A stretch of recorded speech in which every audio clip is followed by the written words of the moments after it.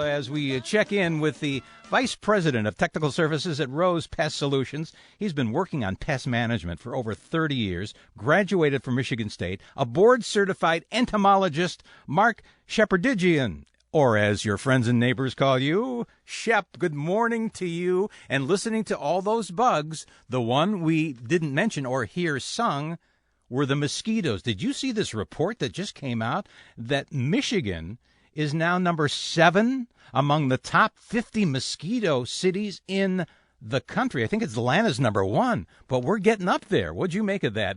You see it every day. You probably weren't surprised, were you?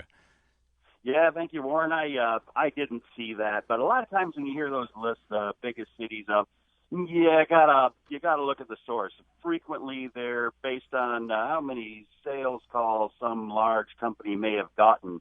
And that's not really the best way to judge.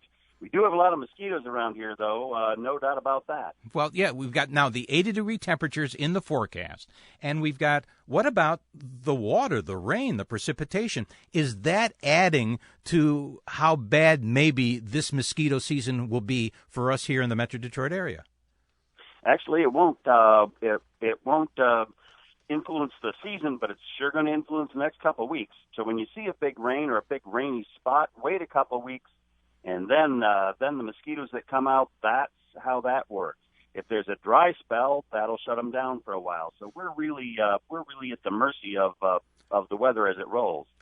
I know, and I posted on our Warren Pierce Show Facebook page some pictures of mosquitoes with some quick statistics that, and see if this is right, when it comes to mosquitoes, mostly gray with white and silver and green or iridescent blue scales, and they're narrow, and they're about, what, 1/4 to 3/8 of an inch long? Oh, that's about right now. Iridescent green.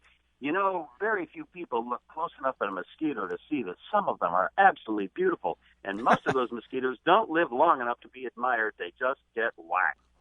Oh, there are some a couple of species, immense mosquitoes that if they land on you, people they generally don't swat them. They just run. They just run fast. Great big mosquitoes that are maybe up to a half inch long. They're half inch, that might be a bit much, 3/8.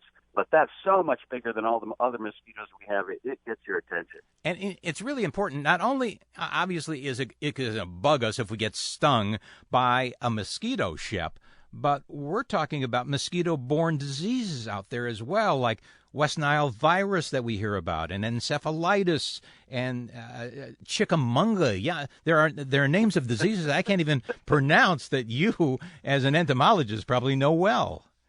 That is exactly correct. And, there's a lot of mosquito-borne diseases. Now, just because you get bitten by mosquitoes doesn't mean you're going to get a disease. Most people don't, but they do carry them. And even here in Michigan, some horrible diseases. We have about 60 species in the state. Only about a dozen bite us regularly, and some of those will carry some bad diseases. Now, we worry about some of the mosquitoes that we don't yet have, but could easily be moving into the state that will carry diseases. And if that happens, we do need to be on our guard. So it's always good for people to avoid mosquitoes by wearing proper clothing and repellent whenever they're out with the mosquitoes, and making sure that you're not growing your own mosquitoes by having standing water around the yard. Yeah, that's important as well. But as the Vice President of Technical Services at Rose Pest Solutions, Shep, what about those electric devices, those electronic traps or the repellers? What advice do you give to our listeners to keep them away this is the traditional start of summer, of course, for the summer season? Oh, yeah, everybody, bring out the bug zappers. No. No? No, they're pretty spectacular. You hear them going off all night. Yeah, but mostly they're killing good bugs. They've actually done some studies where they took all the bugs and sorted them out, and let's see what we killed. And it was very, very few mosquitoes and mostly good insects. And the truth is, they attract more insects than they kill. Huh. So if you do have one, maybe give it to a neighbor. Maybe the neighbor you don't like so much. What is it, the citronella candles? Oh, yeah. You'll find lots of repellent. Citronella candles are common. They make those in citronella scented oil for tiki torches. And amazingly enough, the citronella is repellent to mosquitoes, but you got to be able to put it in the air in such a way that will repel mosquitoes, and it doesn't happen very often. Lots of studies have been done to see if they can use this stuff to actually create a mosquito-free zone, and it is the results are spotty at best. If you really want your deck to be mosquito-free or as few as possible, the best thing to do is to set up as big a fan as you can find, like an outdoor fan or a box fan or something to get the wind blowing across you and your desk. You only need 5 miles an hour, so nothing that's going to upset a hairdo. And that should be good enough to keep the mosquitoes from finding you. All right, I have so many other questions. We're going to have to get together again as we make our way through the summer. But you know what I killed in my kitchen yesterday is this stink bug. Are stink bugs new? And by the way, when I squished it, I didn't smell anything necessarily. But is this a new insect or bug invading our lives? Well, we've been seeing the stink bugs for a few years now, and this is the brown marmorated. There's a word for you. Yeah. It's marmorated. Right. Marmorated actually it means marbled, so that's the appearance.